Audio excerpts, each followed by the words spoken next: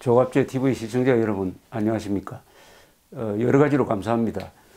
본격적으로 이 방송을 시작한 지가 1년이 안 되었는데 벌써 구독자가 6만을 넘었습니다. 근데 구독자라고 하면은 돈 주고 사보는 다는 뜻인데 사실은 그게 아니죠.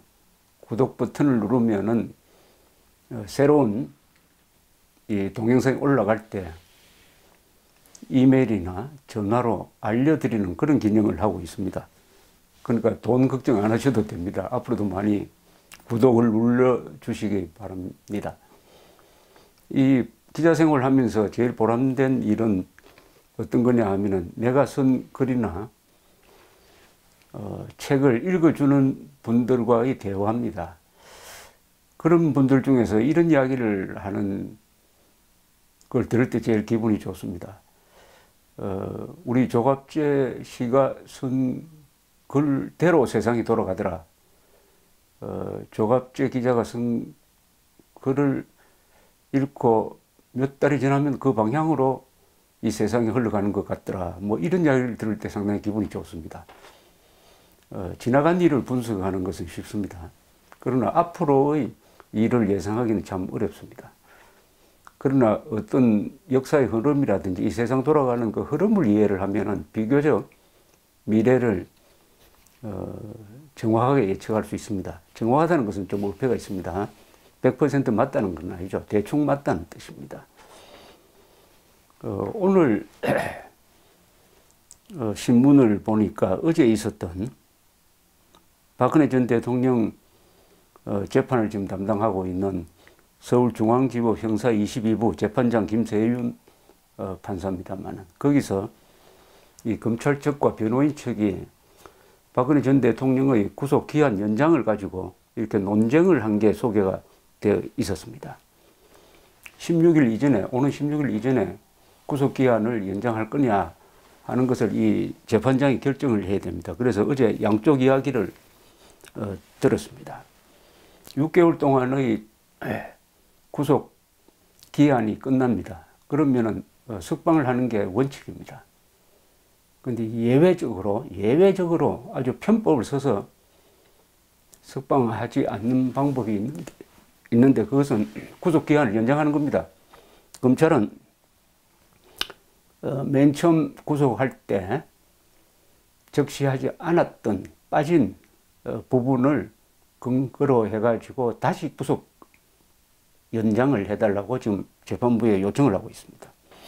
여기에 대해서 이제 논쟁점이 뭐냐 하면은 박근혜 전 대통령을 석방한 다음에 과연 재판이 정상적으로 이루어지느냐 하는 데 대해서 어제 논쟁을 벌였습니다. 검찰은 박근혜 전 대통령이 통증 등을 이유로 출석하지 않는 경우도 있고 또 자유로운 몸이 되면은 주요 정인들에게 영향력을 행사할 수가 있다. 이렇게 해서 공정한 재판이 어렵게 된다. 이런 주장이고 유영하 변호사는 검찰이 추가 구속의 사유로 든 롯데 SK 관련 뇌물 혐의는 이미 핵심적인 부분에 대한 심리가 이 법정에서 끝났다. 그러니까 사후적으로 그 이유를 대가지고 또 영장 발부를 하려는 것은 무리다. 구금 기간을 연장하는 것은 일종의 인권 침해다. 뭐 이런 이야기입니다. 그런 이야기를 하면서 이런 표현을 썼어요. 박근혜 전 대통령은 지금 굶주린 사자가 우글대는 콜로세움 경기장에 홀로 남겨져 피를 흘리며 군중에 둘러싸여 있다고 해도 과언이 아니다. 광장의 순간적인 분노가 인민재판을 초래한다는 것은 역사가 증명하고 있다. 이 법정이야말로 광장의 광기를 막아낼 마지막 장소다. 재판이 정권교체나 사회 분위기, 언론 보도에 영향을 받아서는 안 된다. 박근혜 전 대통령은 생명보다 소중한 명예와 삶 모두를 잃었고 탄핵으로 이미 정치적 사형 선고를 받았다. 추가 구속영장을 발부해달라는 검찰 요청을 기각해달라. 이렇게 이야기했습니다. 재판부는 박근혜 전 대통령한테 할 말이 없느냐고 물었지만 박근혜 대통령은 고개를 저었다고 이렇게 되어 있습니다. 이 사안을 법리적으로 잘 요약한 글이 하나 있어서 소개를 해드리려고 합니다. 이 김진태 의원인데 검사 출신 한국당에 이렇게 요약을 했습니다. 박근혜 전 대통령을 석방해야 하는 이유 해가지고 4개를 들었습니다. 첫째, 법을 지켜야 한다. 1심 구속기간은 6개월이다. 어떻든 6개월 내에 결론을 내라는 거다. 안 그러면 재판받다가 형을 다 살게 되기 때문이다. 그런데 별건으로 추가영장을 받아 부족한 재판기간을 보충한다면 이건 불법이다. 전직 대통령에게도 이러니 서민에겐 오죽하겠나. 둘째, 할 만큼 했다. 주 4회씩 78번의 공판을 진행했다. 살인적 일정이다. 재판을 받아본 사람이면 알 거다. 재판 받다 돌아가실 지경이다. 셋째, 관례에 어긋난다. 박동원 18개 범죄 사실로 재판을 받았는데 18개 사안으로 재판을 받았는데 이제 2개를 가지고 다시 또 구속기한을 연장한다는 것은 이것은 관례에 어긋난다. 뭐 이런 이야기. 그리고 법원이 정치를 해서는 안 된다. 법원이 정치 재판을 해서는 안 된다. 6개월을 하고도 결론을 못 냈으면 일단 풀어줘야 한다. 이게 법치다. 뭐 이렇게 정리를 했습니다. 이것은 아까 김진태 의원이 이야기한 대로 전직 대통령에게도 이렇게 검찰이 수사 편의를 위해서 이렇게 구속기한을 무리하게 연장을 한다면 일반 사람들에게는 어떻게 하겠느냐. 이 문제 제기가 아주 중요하다고 생각을 합니다. 전직 대통령의 인권을 보장해 주지 않는다면 그보다 돈도 없고 백도 없는 일반 서민들은 검사 판사로부터 어떤 대우를 받겠느냐. 이런 의문에 대해서 이번에 김세윤 재판장이 답을 해야 될 입장에 있습니다. 민주주의가 뭐냐 했을 때 그 연원을 따져 올라가면은 1215년, 서기 1215년에 영국에서 있었던 마그나 카르타 대헌장에 도달하게 됩니다. 그것을 근대 민주주의의 시작으로 이야기합니다. 그 사건은 어떤 사건이냐면 당시에 존 왕이라는 사람이 프랑스와 전쟁을 하기 위해서 귀족들에게 세금을 물리려고 하니까 귀족들이 반란을 일으켰습니다. 그래서 타협을 봤어요. 런던 근교에서 타협을 봤습니다. 그 타협한 것이 60몇 개 조항입니다. 그게 이 마그나 카르타의 약속입니다. 왕과 귀족이 약속을 했어요. 그 중에서 2개가 아주 중요합니다. 첫째, 자유민은 영장 없이 왕이 마음대로 잡아넣을 수 없다는 겁니다. 적법 절차를 거쳐서 자유민을 잡아넣을 수 있다. 이때는 자유민으로 한정이 됐습니다. 노예가 아니고.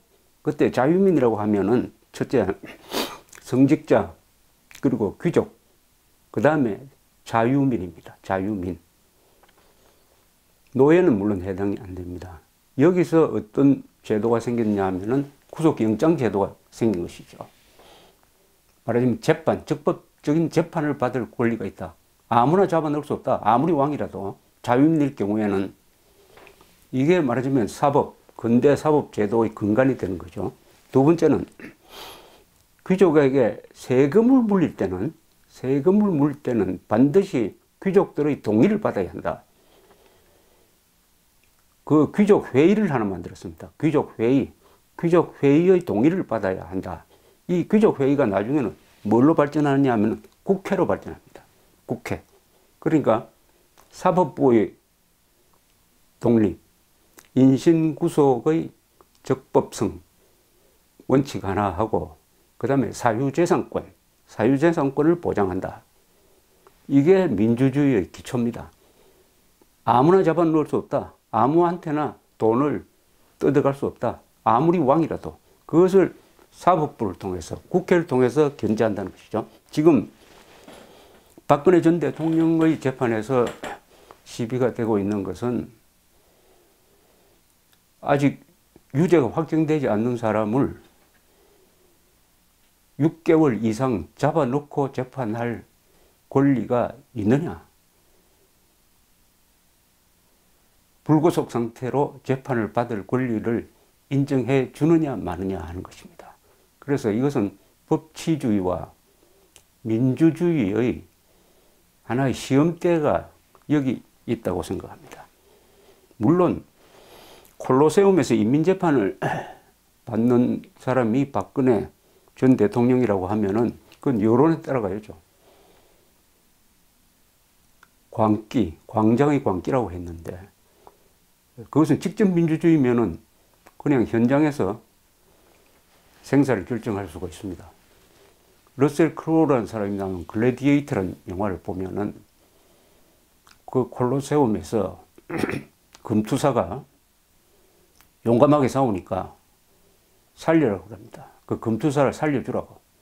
뜯으니까 그때 황제도 그 여론에 눌려가지고 그 금투사가 자기 라이벌인데 살려주는 선택을 하게 됩니다. 말하자면 광장의 여론이 무서운 거죠. 그런데 한국은 그 광장의 여론이 촛불혁명이라는 이름으로 박근혜 전 대통령을 밀어내고 새로운 정권을 만들었습니다. 그러면 이 광장의 열기가 이제는 법정으로까지 들어가느냐 마느냐죠.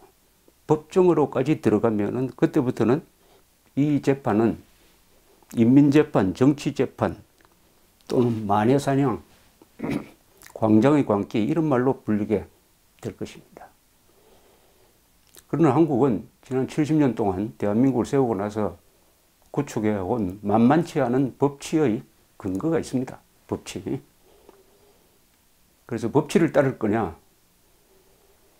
선동된 여론을 따를 거냐, 그 가운데에 이 김세윤 재판장이 있습니다. 내일 아니면 모레 선고가 나온다는데 이 선고가 한국 법치 역사에서 중요한 한국의 법치 민주주의를 지킨 판단이었다 하는 평가가 나오기를 바랍니다.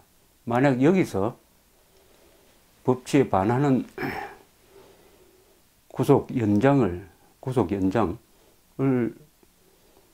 결정한다면은 이 재판부에서 나오는 그 뒤의 판결에 대한 불신도 아마 필연적으로 따라다니지 않을까 이렇게 생각을 합니다.